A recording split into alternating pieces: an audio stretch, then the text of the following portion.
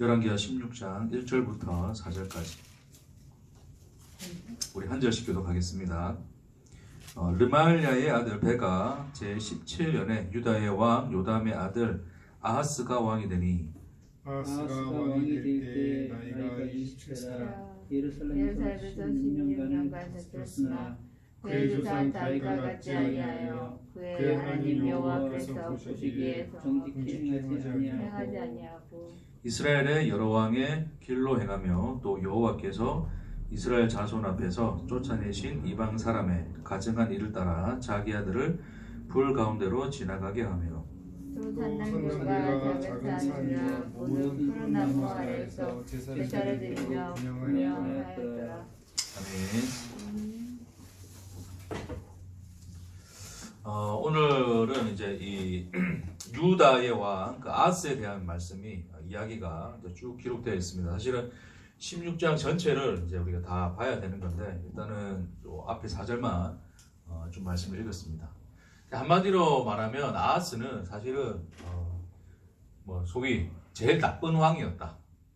북이스라엘과 남유다를 통틀어서 제일 못된 놈이었다. 이제 그런 식으로 요약하자면 할 수 있을 것 같아요. 그래서 지금 이제 어떠한 상황이냐면 이게 남유다 아하스가 왕입니다. 왕인데 이 아하스에 대한 평가를 성경은 일단 1차적으로 이제 누구와 같다 그러고 이야기하고 누구와 같지 아니하다 이야기하고 있습니까? 다윗과 같지 아니하였다. 그리고 다윗과 같지 아니하였다는 것은 여호와 보시기에 정직히 행하지 아니하였다. 자, 그러면서 3절에 이스라엘의 여러 왕의 길로 행하였다. 자, 그 얘기를 하고 있어요. 그러니까 다윗과 같지도 않고 오히려 이스라엘 왕, 그러니까 여로보암의 길을 쫓았던 이스라엘 왕과 같았다. 대표적으로 이제 그의 그 어떤 그 악의 길로 갔던 그 상징성을 가진 하나의 사건을 기록하는데 그게 뭡니까? 자기 아들을 불 가운데로 지나가게 하였다. 이거 그냥 불 펴놓고 이렇게 고통 체험처럼 한 게 아니라 불에 태워 죽였다는 얘기입니다. 이게 역대하의 기록에 보면 자녀들을 불살랐다. 이제 그렇게 기록이 되어 있어요. 그러니까 인신 제사를 드린 거죠. 이제 그렇게 아하스는 악독한 왕이었다. 이제 그 성경 그렇게 기록하고 있습니다.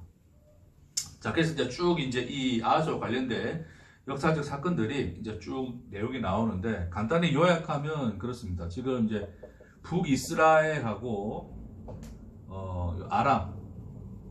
아람이 서로 이제 연합군을 형성을 합니다. 연합군을 형성하고 지금 여기 보면 이제 신흥 세력인 이제 그 아수르가 굉장히 어떤 어떤 큰 힘을 기르고 이제 세계를 제패하려는 제국화의 길을 걷고 있는 상황이었어요. 자, 그래서 이 북이스라엘과 아람은 아수르를 일단은 대비하여 연합을 하였고 또한 이 남유다를 공격하여서 또 남유다를 차지하기 위하여 또 서로 연합을 하게 됩니다. 그래서 이제 전쟁을 치르게 되죠. 그래서 공격을 하러 들어옵니다.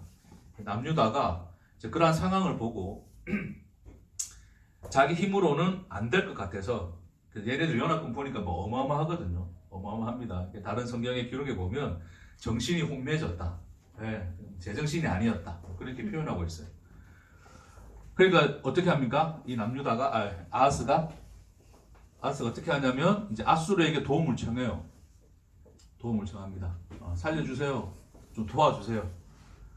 자, 그래서 이 도움을 청하는 그 과정 속에서 이제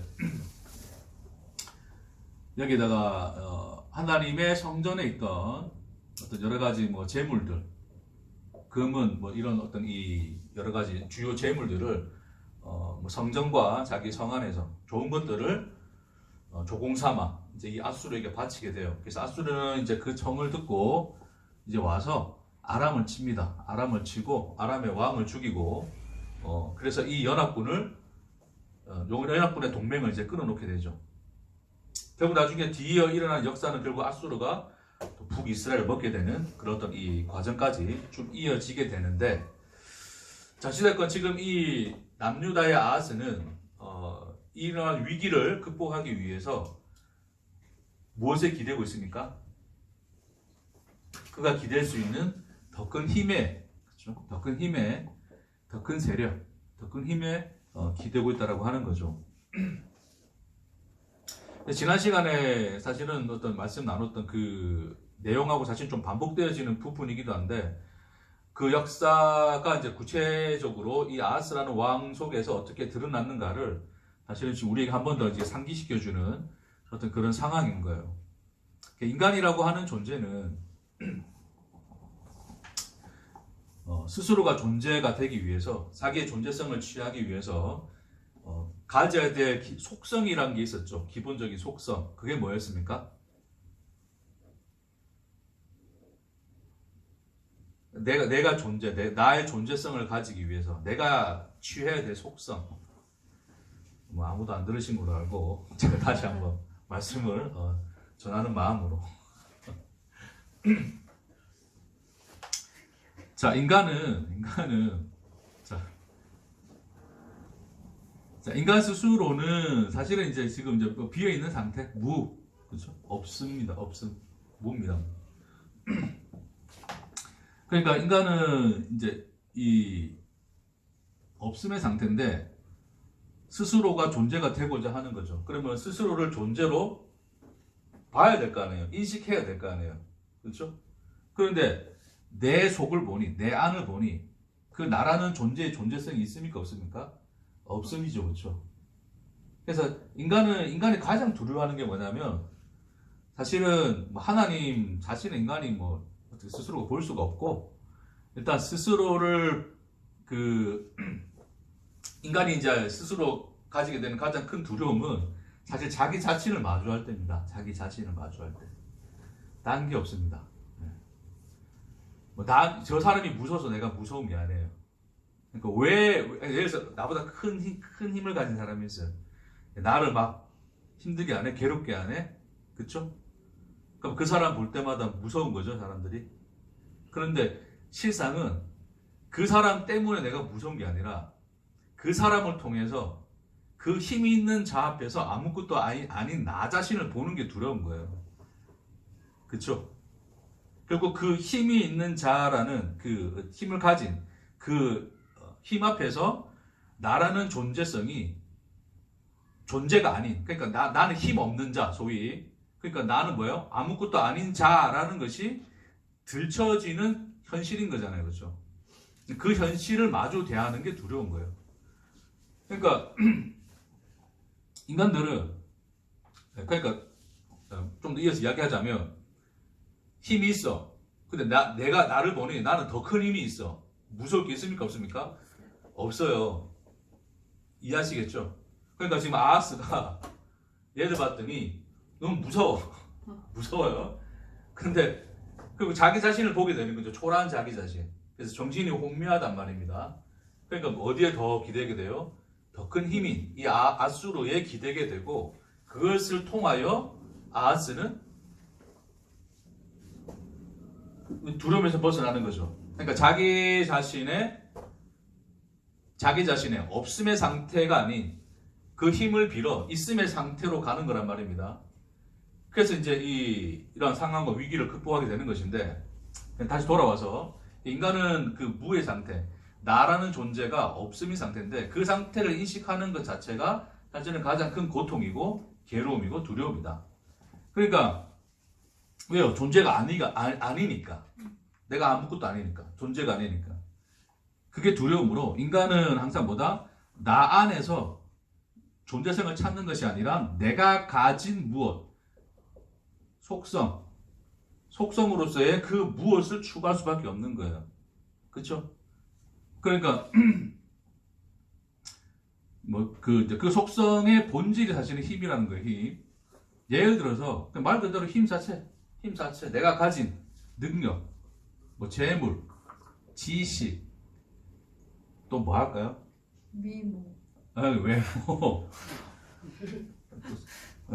또 뭐 할까요? 체력. 예, 다 해보셔서 괜찮아요. 체력. 돈 했죠, 제가 돈. 재물, 돈. 학력도 그렇고요, 그렇죠? 지식 했어요. 또 얼마나 또 똑똑한가, 지혜로운가, 그렇죠? 소위 종교 안에서는 얼마나 또 믿음이 좋은가? 권력.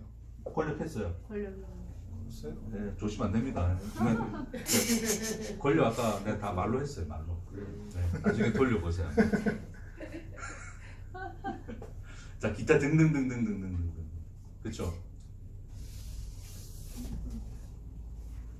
그러니까 이거는 자, 이것들을 속성으로 가지고 있어요. 그러니까 가지고 사는 거예요. 왜냐하면 그것을 통해서 뭐요? 아, 그렇죠. 나가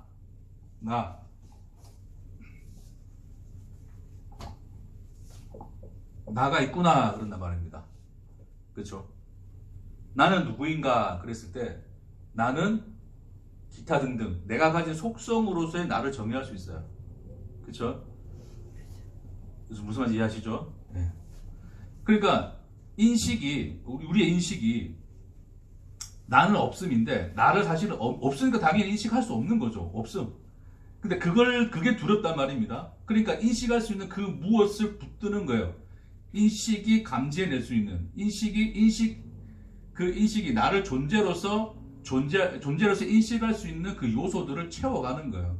이것을 채움으로써 나를 정의해버립니다. 인간의 존재성은 그래서 그렇게 이런 것들에 기반해 있단 말입니다. 일반적으로. 그렇죠?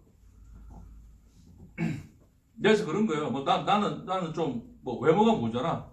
그럼 뭘 더 가지면 돼요? 지식으로서 또 그 자리를 채우면 되는 것이고.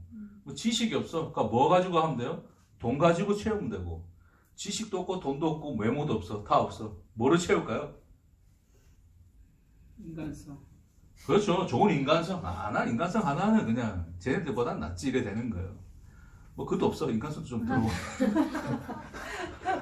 난 믿음이 좋아. 라고 합니다. 그렇죠? 나 구원받았네. 나 예수 믿고 구원받았네로 가는 거예요. 자, 그러니까 이런 것들이 본래적으로 나라는 존재의 실체는 아닙니다. 왜 그럴까요? 있을 수 있고 없을 수 있거든요. 얼마든지 다른 걸로 대체가 가능합니다. 그런 것들을 뭐라고 지칭한다고요? 속성이라고 그래요. 속성. 그렇죠? 속성. 내가 소유한 그 무엇. 내가 소유한 어떤 그러한 성격의 성격, 성질 이런 것들인데 이런 것들을 얼마든지 그런 것이 없다면 얼마든지 그것을 채워가기 위해서 추구할 수 있고 그렇죠? 다른 것으로 대체할 수 있는 그 무엇 이런 것들이 속성인 거예요. 속성. 그래서 이런 것들이 결론적으로 어쨌든 뭐 지식도 힘이고 외모도 힘이고 체력도 힘이고 돈도 힘이고요. 뭐 학력도 힘이고 지혜도 힘이고 믿음도 힘이 되죠. 단순히 물리적 힘이 아니라 제가 계속 말씀드리는 이 힘이라고 하는 본질은 뭐다? 인간이 자기를 존재로 인식하는 그 재료, 그 속성이다. 그래서 인간이 자기를 스스로 존재라고 인식하는 그 인식의 근원은 힘에 놓여져 있다. 그러니까 인간은 끊임없이 뭘 추구할 수밖에 없다? 힘을 추구할 수밖에 없다. 가 인간의 본질인 거죠.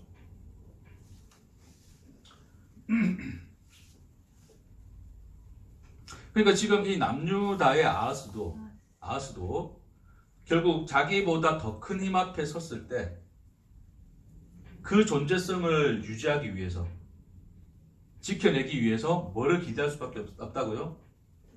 그렇죠. 이들보다 더 큰 힘을 구할 수밖에 없는 것이죠. 그게 바로 아하스가 아수르를 의지할 수밖에 없는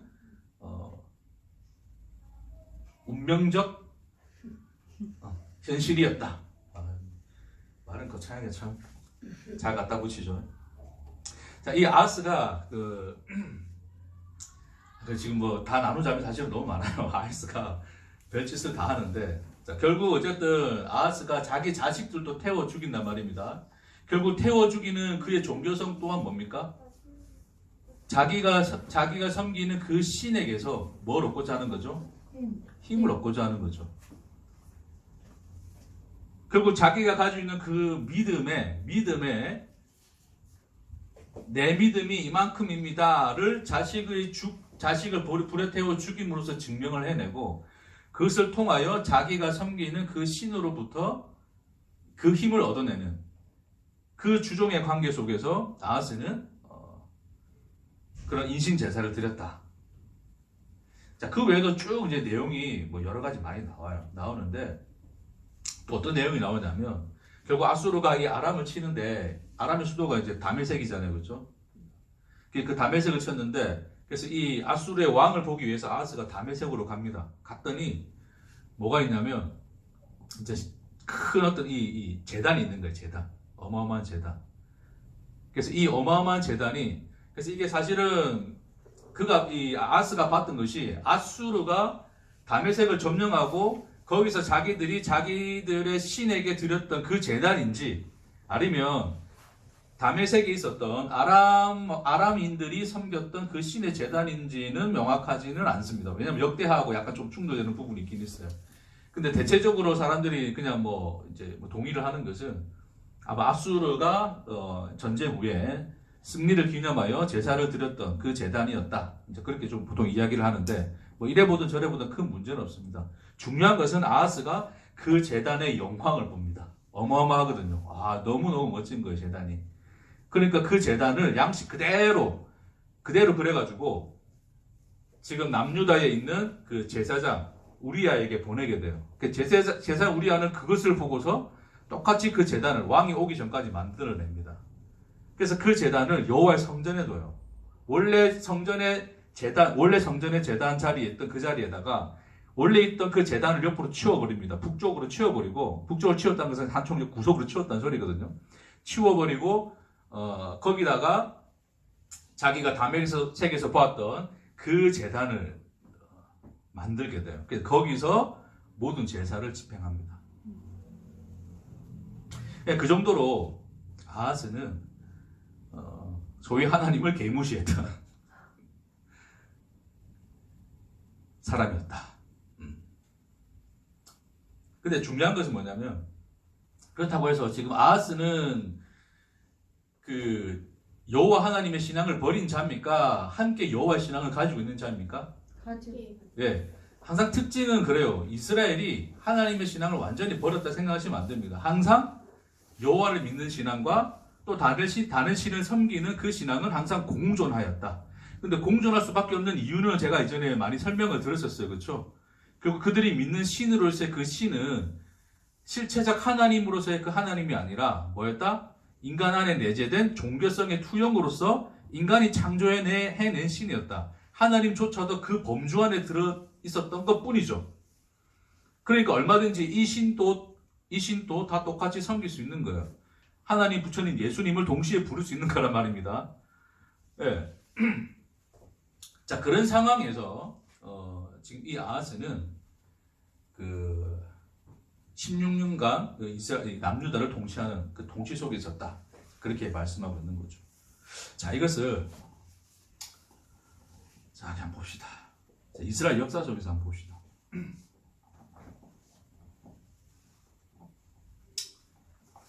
자, 우리가 이 이야기를 들으면 사실 이 본문을 보게 되면 아하스에 대해서 굉장히 분노하게 돼요. 그렇죠? 어찌 저런 인간이 나타날 수 있을까? 지 자식도 번제로 태워버리고, 그렇죠? 그러니까 더 큰 힘이 있다면, 자기가 볼 때 더 큰 그 무엇이 있다면 그것을 얼마든지 취할 수 있는, 그렇게 함으로써 결론적으로는 하나님 앞에 가장 패역한 왕으로 서 있는 이 아하스를 보면서 어떤 마음이 들까요, 여러분? 여러분 어떤 마음이 듭니까? 별 생각이 없어요. 그랬겠지, 그럴 수 있는 건데, 뭐 제가 그랬다 생각해보세요. 제가 예를 들어서 우리 같이 함께 신앙의 여정을 함께 가고 있는 우리 목사님이 알고 봤더니 저런 인간이었어요. 자, 그래 되는 순간 여러분 어떻게 될까요? 배신감. 그렇죠. 뭐 배신감을 떠나서 그냥 좀 어마어마한 분노와, 그렇죠. 네.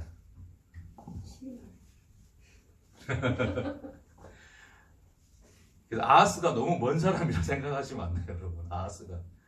우리는 역사 속에서 뭐 오래전 일이고 너무 먼 이스라엘의 어떤 그 악독한 왕으로 생각하지만 자, 아하스가 사실은 이렇게 역사 속에서 드러나서 이런 어떤 이 모형으로 나타난 이유는 결론적으로는 궁극적으로는 뭡니까? 그러니까 어떤 힘을 속성으로 삼아 나의 존재성을 완성해가고 그것을 지켜내고 있는 그 죄인들, 인간들인 그 나를 하나님께서 보여주시고 폭로하시기 위해서 이 아하스라는 왕을 역사 속에 두신 거란 말입니다. 자, 그래서 이걸 통해서 결국 아하스는 결국 단순히 아하스라는 나쁜 왕에 대한 얘기가 아니라 뭐에 대한 얘기일까요? 온 인류, 온 세상을 대표했던 이스라엘의 역사를 대표하는 또 대표자로 서 있는 거죠. 그렇죠? 그 관점에서 보자는 겁니다. 자, 이스라엘. 자, 이스라엘은 어떤 자들이었습니까? 이스라엘. 카톡을 잘 오는 민족이었어. 썰렁합니다. 죄송합니다. 자, 이스라엘.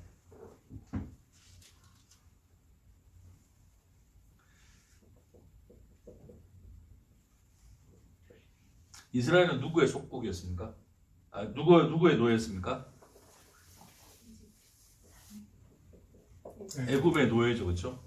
애굽의 노예였어요. 애굽은 왜 이스라엘을 통치하게 됐어요? 결국 왜 노예가 됐습니까? 누가 더 힘이 세니까? 애굽이 더 힘이 세니까. 애굽이라는 힘에 눌려서 노예가 되어 있었죠. 힘을 가지지 못한 자들이었습니다. 됐습니까? 자, 근데 이 이스라엘에 누가 나타나세요? 여호와 하나님이 구원자로 등장을 하시죠. 그렇죠? 10가지의 재앙을 통해서 어마어마한 힘으로 애굽을 눌러버리시고 하나님이 이 이스라엘을 뭐 하셨어요? 출애굽, 구원시키시죠. 그렇죠? 구원을 시키십니다. 그래서 이 이스라엘은 결국 이 애굽의 힘에서 벗어나서 하나님을 섬기게 되는데 결론적으로 역사적으로 볼 때 이스라엘은 궁극적으로 참 그 하나님, 실체로서의 그 하나님을 알고 그 하나님을 섬겼던 민족이었습니까? 아니면 여기 이 아하스가 보여주는 그림처럼 또 하나의 힘으로서 섬겼던 거예요? 네, 그렇죠. 엘로힘, 그래서 엘로힘 그러는 거예요. 죄송합니다. 오늘 쓸데없는 얘기 많이 하는데. 그렇죠. 더 큰 힘. 그래서 우리 앞에다 무슨 글자 붙여요? 전능하다 그러죠. 그렇죠? 힘 중에서도 어떤 힘? 힘 중에서도 어떤 힘? 제일 큰 힘. 네. 그래서 그 전능자로서의 하나님을 섬기는 거죠. 결국 그 하나님 때문에 뭐예요? 이 힘에서 벗어나서 그들은 이제 구원을 얻었으니 자신의 존재성을 가지게 되었으니 이스라엘 백성들은 하나님을 힘으로 섬길 수밖에 없는 거죠. 자, 그렇기 때문에 나중에 궁극적으로 가나안에 들어가서도 어떻게 됩니까? 가나안을 지배했던 신은 누구였어요? 네, 제가 할게요. 바알입니다. 바알. 네. 가나안은 정착 문화였고 농경 사회였어요. 농경 사회에서 제일 중요한 건 뭐였다? 비가 내리는 것이었다. 그러니까 그 하늘의 비, 이 기상을 좌지우지하는 신은 누구였다? 바알이었다. 그러니까 자기들이 결국 거기서 먹고 살아남기 위해서는 누구를 섬길 수밖에 없었다? 바알을 섬길 수밖에 없었다. 그렇다고 하나님을 버릴 수 있었다? 없었다? 없었다. 왜요? 자기들을 구원해내는 역사가 있잖아요. 그 힘으로서의 여호와를 가지고 있어야 되고 동시에 자, 이 여호와는 사실 좀 전쟁의 신, 약간 그런 의미로서 이스라엘 백성들에게는 좀 각인이 되었어요. 전쟁의 신. 전쟁에서 이기게 한 신이었죠. 자, 전쟁에서 이긴 건 좋아. 구원해준 건 좋아. 그럼 뭐 어떻게 해야 돼? 먹고 살게 해줘야지. 생존을 해주게 해야지. 그럼 생존을 위해서 필요한 힘은 뭐였다? 바알이었다. 그래서 바알을 같이 섬길 수밖에 없는 거예요. 역사적으로 그게 그렇게 갈 수밖에 없었던 것은 이스라엘 선택이 아니고 이 인간의 상태를 대표적으로 상징하고 있었던 그 인류가 가던 길일 수밖에 없었다. 그렇죠? 그것이 바로 이스라엘이 그 역사 속에서 보여준 그 모습 속에서 나타났다고 하는 것입니다. 자, 그래서 그들은 어쨌든 이 애굽이라는 힘을 이겨내고 자기들 구원해낸 전능자로서의 신, 그 하나님을 섬기고 있었어요. 하지만 섬겼다 하지만 사실은 그 힘은 또 다른 뭐였다? 이스라엘의 존재성을 채워주는 어떤 하나의 속성일 뿐이었다. 자, 그렇기 때문에 하나님이 인간들에게 뭘 던져주시냐면 율법이라고 하는 말씀을 던져주시죠. 그렇죠? 율법을 던져주세요. 여러분, 애굽의 압제가 무서웠을까요? 율법이 무서웠을까요?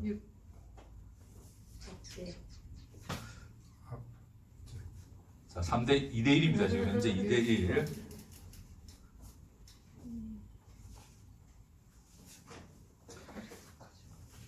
자, 궁극적으로 진짜 무서운 건 뭡니까?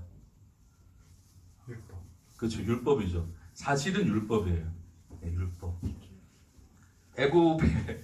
애굽의 압제 따위는 사실은 견줄 수 없는 거죠, 그렇죠?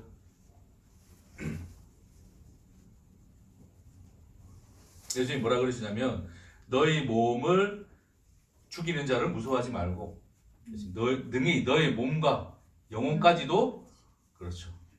불사르는 이를 두려워하라. 그게 율법이다 말입니다. 자, 근데 이스라엘은 율법을 그런 율법으로서 알 수가 없죠. 그렇죠? 네, 알 수가 없는 상태죠. 율법의 실체를 모르죠. 하나님 자신, 실체이신 하나님 자신을 모르니. 그러니까 이 율법을 뭐로 삼냐면 뭐로 삼습니까? 힘으로 삼죠. 힘. 속성으로 가져버립니다. 율법을. 그렇죠? 어떻게 함으로써? 율법을 지킴으로써. 그래서 율법을 지킴으로써 의라고 하는 속성을 자기가 입어버려요. 그걸 끊임없이 받아들이게 되죠. 그러니까 율법은 자기를 의롭게 하는, 나를 존재가 되게 하는 뭐다? 속성이다. 그러니까 그 힘이다. 그 힘을, 율법을 지킴으로써 그 힘을 끊임없이 뭐 하고 있는 거란 말입니까? 지킴으로써 그 속성을 여전히 끊임없이 지니는 거죠. 인간들은. 됐죠? 네.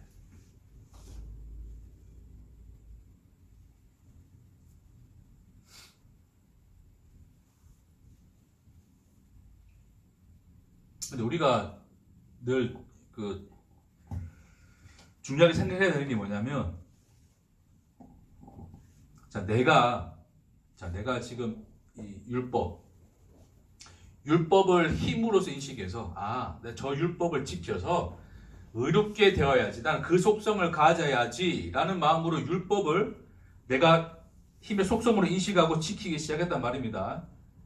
그러는 순간 인간들은 뭐의 종이 됩니까?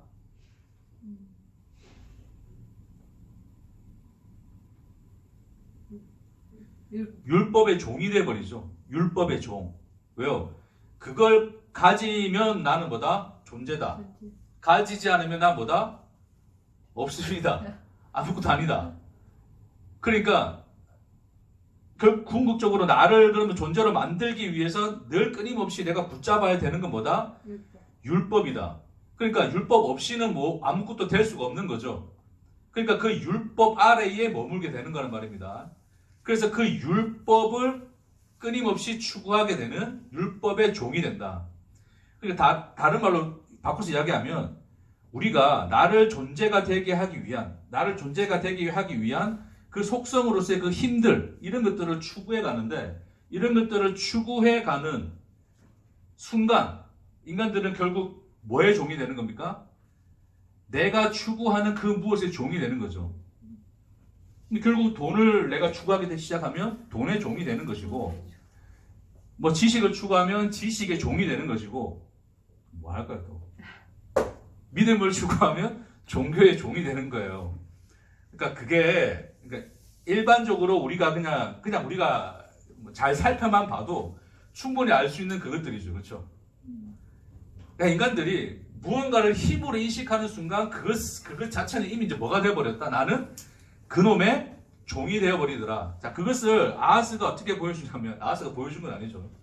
아하스가 더 큰 힘으로써 아수르의 도움을 청하게 되는데, 역대하에 보면 그 도움이 유익이 되지 않았다 이야기를 해요. 그러면서 결국 아수르가 이 남유다를 괴롭히기 시작합니다. 종이 되어버려요. 결국 아하스가 더 큰 힘으로서의 그 아수르를 추구했더니 궁극적으로 그것은 뭐였더라? 그의 종이 되어버리더라. 자, 다시 인간들이 하나님을 힘으로써 섬겼어요. 힘으로써 섬겼더니, 그렇죠? 힘의 그 속성으로서의 힘의 속성으로서의 하나님을 섬겼더니 하나님의 뭐가 됩니까? 종이 됩니다. 이거는 그냥 그 여호와의 종 그런 의미를 이야기하는 게 아니라 하나님의 종, 하나님을 이제 그러니까 하나님의 노예살이를 하게 되는 거죠. 그 노예살이를 하고 있으므로 율법이라고 하는 것도 뭐예요?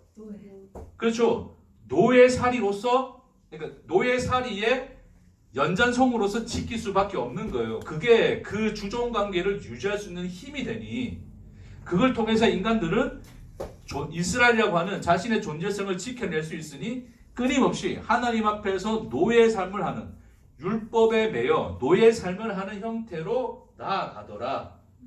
그렇죠?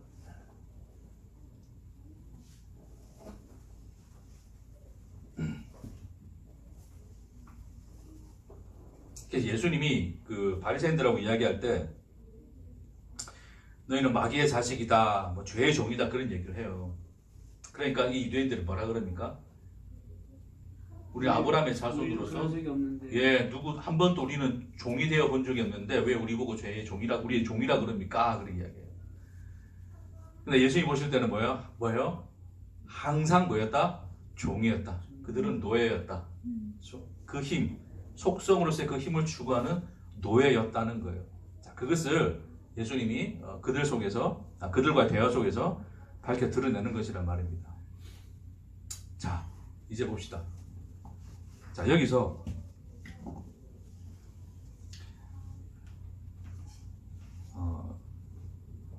그래서 이제 여기다가 그래서 이제 예수님이 이제 십자가에 죽으시고 우리에게 뭐가 들어오냐면 뭐가 들어옵니까? 복음으로 들어와요. 복음으로. 아, 우리가 이제 예수님의 가르침을 들었더니 이제 율법이 아니네. 율법을 지키는 건 아니네. 그렇죠? 율법을 지킴으로써 우리가 구원받는 게 아니네. 존재가 되는 거 아니네. 이제 뭘 해야 돼요? 복음을 믿음으로써 되는 것이죠. 그렇죠? 그래서 인간들은 이 율법에서 옮겨와서 어디로 갑니까? 복음으로 가죠. 복음. 자, 제가 지금 뭘 이야기하려고 하는지 감이 오실란가?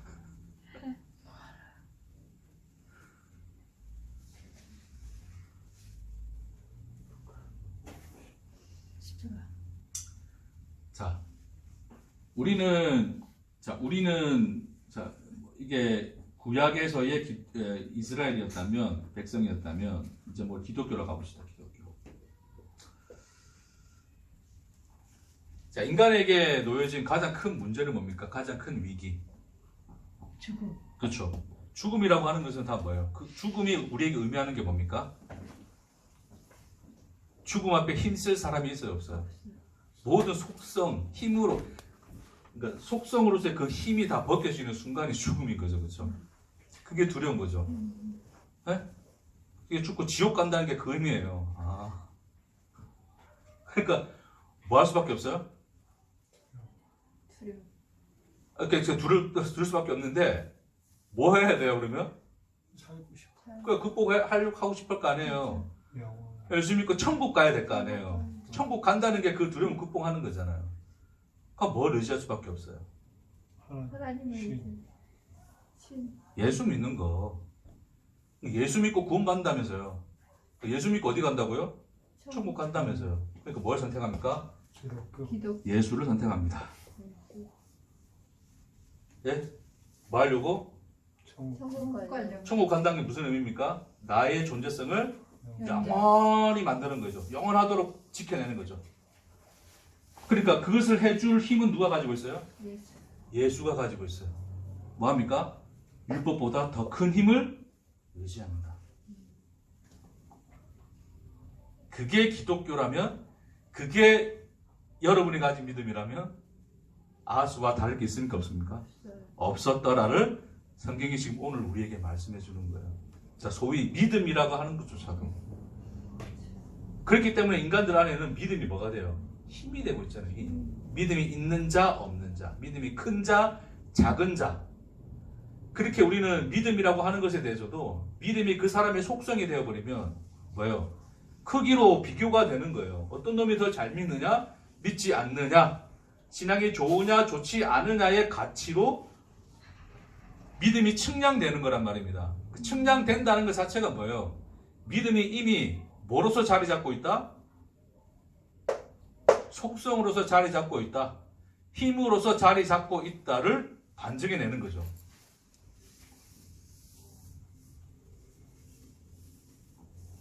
여러분 뭐 믿고 삽니까?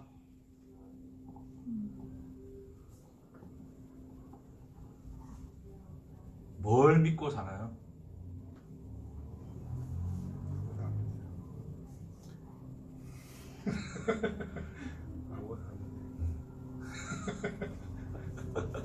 이제 노땅이 다 되셨네 이제.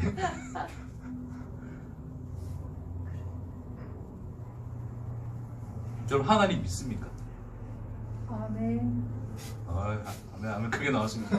하나님 뭐 할 건데 뭘 믿어요?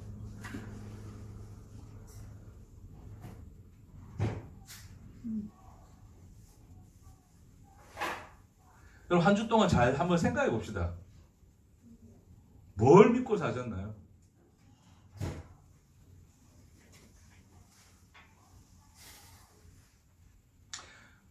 뭐 그래 나는 뭐 저들처럼 뭐 돈도 없어, 뭐 재물도 없어, 학력도 없고 뭐 지식도 없고 권력도 없고 뭐도 없어. 그쵸? 없어요. 근데 어떻게 생각해요? 어떻게 생각해요? 그런 거 없어도 괜찮아 생각하잖아요. 왜 괜찮습니까?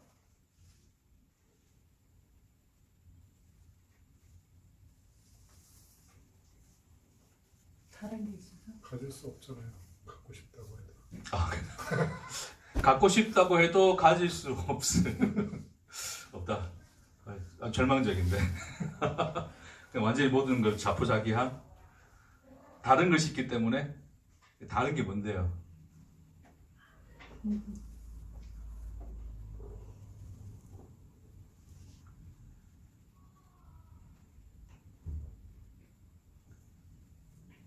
다른 게 뭔데요?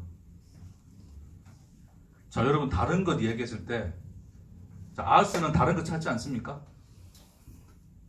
이들 앞에 가진 거 없어요. 나 세상 재물 가진 것 없고, 나 가난하고 무식하고 권력도 없고, 미래 보장 받지도 않아요. 그렇죠? 근데 안심하죠. 그렇죠? 왜요? 다른 거 있으니까.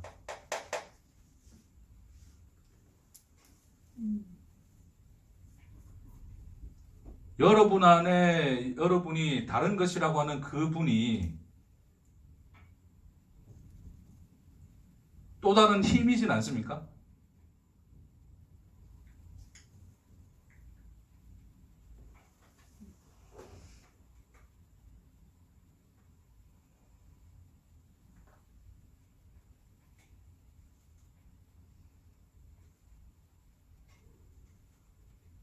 뭐 저 같은 경우에도 뭐 교회로 보면 뭐 사실은 진짜 뭐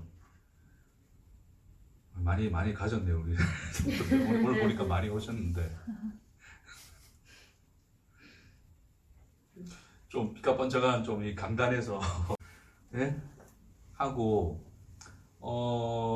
그쪽 성도도 많고 아멘 부대도 좀 있고 성가대도 있고 뭐 기타 등등. 자, 그런 목회가 아니래도 저는 이 목회를 하면서 목회 해본 적이 없어서 죄송합니다. 자, 여기 지금 이런 어떤 지금의 현실 속에 있어도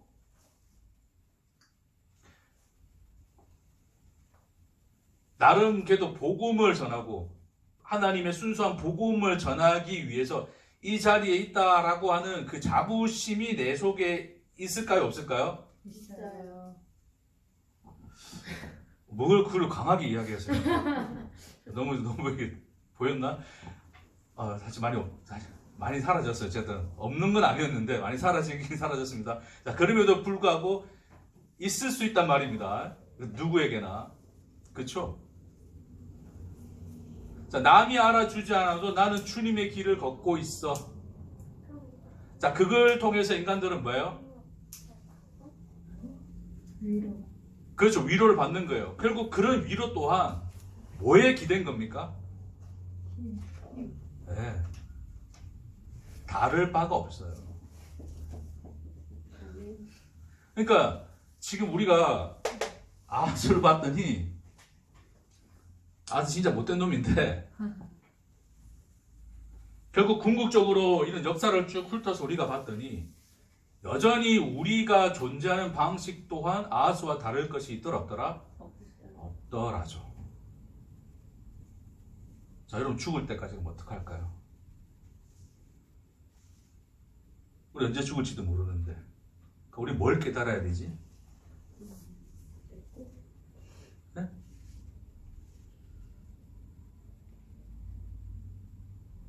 여러분 지난주보다 오늘, 작년보다 지금 그나마 하나님의 말씀을 들어왔으면 뭔가 좀 더 달라진?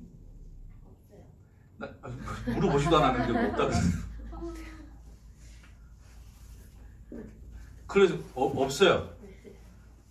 그럼 앞으로 뭐 얼마 남았는지는 모르겠으나 그럼 죽기 전에는 뭔가 달라지리라는 기대가 있습니까? 진짜 없을까요? 조금 달라지겠어요. 전혀 자신을 보니 전혀 그렇지 않습니까? 네? 뭘 바꾸고 싶어요? 집을 갖고. 집을 그죠? 그 정도는 바뀌겠지, 그렇죠? 예. 그 정도쯤이야. 집 좀 평수 조금 더 넓히는 거 뭐 괜찮습니다, 그렇죠? 예. 공부 좀 더 해서 또 뭐 지식을 좀 더 쌓을 수도 있고, 좋은 화장품 있으니까 외모도 좀 더 가꿀 수도 있겠고, 어느 정도까지는 괜찮을 듯하나 여전히 아직도 내가 죽기 전에는 정말 하나님 앞에 성화가 되어서 아주 그냥 지금과는 다른 모습으로 주님 앞에 서 있을 거야 라는 기대를 가지고 있는 것은 제가 볼 때는 햇병아리 같아요. 조금 아직은 순진하지 않은가 라는 생각이 듭니다. 좀 더 치고 좀 더 뭉개져 본 경험들이 있기 시작하면 소망을 잃기 시작하죠. 그렇죠? 죽을 때나 지금이나 다를까를 고민하게 됩니다. 답이 없습니다. 복음 들었다고 달라집니까? 그랬잖아요. 복음 들어도 우리는 그걸 다른 힘으로 인식한다니까요.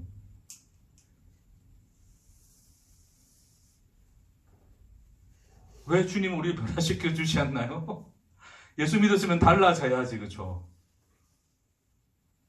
그럼 달라진다는 게 뭔지 압니까? 모르죠. 다를 거 있습니까? 달라졌다는 것은 더 힘을 가졌다는 거죠, 그렇죠? 네. 그러니까 인간들이 예수 믿고 달라졌다는 것은 저 사람 못된 놈이었는데 착해졌어. 그렇다고 뭐 계속 못된 짓 하라는 말은 아닙니다. 마음속에 뭔가 좀 이게 늘 불안한 인간이었는데 마음속에 평안이 있어. 아무리 악물을 하시면 안 돼요, 자꾸. 네. 그러니까 우리는 그걸 기대하잖아요, 그렇죠? 근데 뭔가 어느 순간을 딱 잘라보면 그럴 수 있어요. 정말 불안했는데 말씀 듣고 하나님 알고 나니까 평안해졌어. 그럴 수 있어요, 그렇죠? 근데 우리에게는 또다시 어마어마한 아수르가 공격해 들어옵니다. 이전 평안은 잊어진 지 오래입니다. 그럴 때마다 더 큰 배신감에 사로잡힙니다. 답이 없습니다. 하나님 믿는 건지 안 믿는 건지도 모르겠습니다.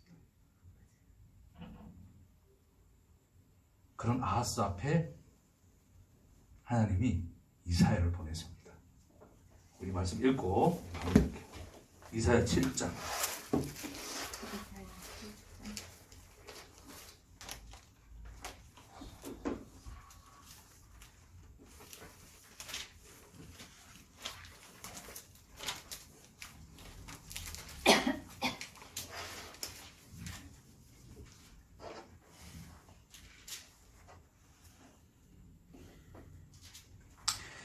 이사야 7장 우리 10절부터 14절까지 한 절씩 교독하겠습니다.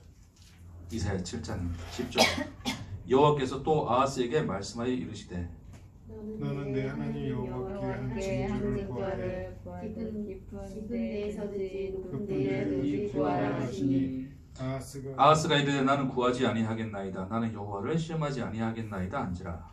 이사야가 이르되 다윗의 다윗의 여호와라 하되 들을지어다 너희가 너희가 사람을 괴롭혀서 그것을 그것을 작은 일로 또 여겨 또 나의 하나님을 괴롭히려 하느냐. 그러므로 주께서 친히 징조를 너희에게 주실 것이라. 보라 처녀가 잉태하여 아들을 낳을 것이요 그의 이름은 임마누엘이라 하리라. 아멘. 아멘. 이게 아람과 이 북이스라엘 연합군을 보고 혼비백산한 두려워하는 아하스에게 하나님이 이사야를 보내서 하신 말씀이었어요. 두려워하지 말거라 그럽니다. 그들이 너를 넘보지 못할 것이다. 근데 아하스가 약간 신앙 있는 척해요. 아, 그렇죠. 하나님의 시험. 그러니까 이사야가 뭐라 그러냐면, 그러니까 너 징조를 보여라. 내가 보여줄게. 확실한 징조 보여줄게. 이게 확실하다는 거 내가 알게 해줄게. 했더니 아하스가 뭐라 그럽니까? 아, 난 하나님 시험치 않겠습니다. 아, 그래서 이 꼬라지를 하고 그런 고백을 합니다. 네? 속으로는 이미 아술에게 도움을 청해놓고, 나는 이미 속으로는 그렇죠. 이미 나는 넉넉하니, 나는 여기 힘이 있으니, 굳이 뭐 하나님 나설 필요 없습니다. 이야기합니다. 그렇죠? 그러니까 이사야가 좀 뭐라 해요. 정신 좀 차려라. 응?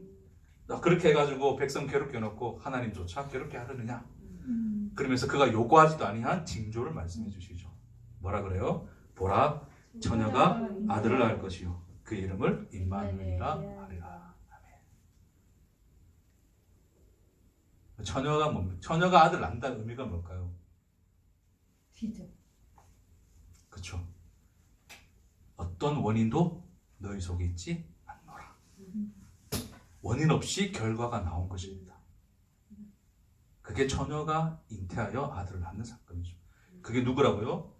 예수입니다. 그래서 마태는 이 상황을 보고 예수의 나심을 그래 기록하죠. 그렇죠? 임마누엘이라 함을 이루려 하심이라. 그러니까 하나님이 이 아하스 앞에 나타나셔서 아하스에 대하여 누구를 말씀하신다고요? 예수를 말씀하십니다. 아무런 답이 없는, 끝까지 답이 없는 우리에게 나타나 괜찮다. 원인은 너에게 있지 않다. 내가 결과를 만드노라. 그렇게 하나님이 우리 앞에 서 계십니다. 그래서 우리는 긍휼이라 그러죠. 여러분, 긍휼은 우리가 원인 되어서 만들어내는 게 아닙니다. 여러분, 자식을 키워봐도 알잖아요. 그렇게 속썩이고 진짜 어쩔 때는 갖다 내버리고 싶은 거죠. 내가 왜 저 인간과 결혼해서 이 인간을 낳았을까를 후회하게 되는 순간이 있죠. 어떤 원인도 그 자식이 없으나 그 자식이 아플 때, 두려워할 때, 답이 없을 때 내 속에서 흘러나오는 그 무엇이 있습니다. 그렇죠? 그 자식에게서 흘러나온 게 아니죠. 자식이 잘해야 한 게 아니죠. 그걸 그림자로 비춰주신 거예요. 그래서 긍휼이 일한다. 나는 너를 긍휼히 여기노라. 그러죠.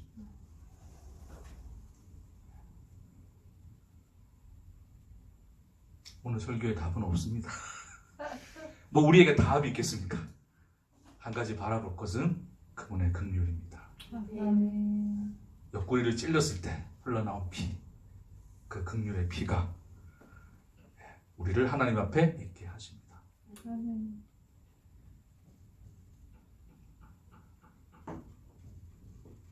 한 주간도 아이러니하게 답은 없지만 평안하십시오. 아멘. 기도하겠습니다.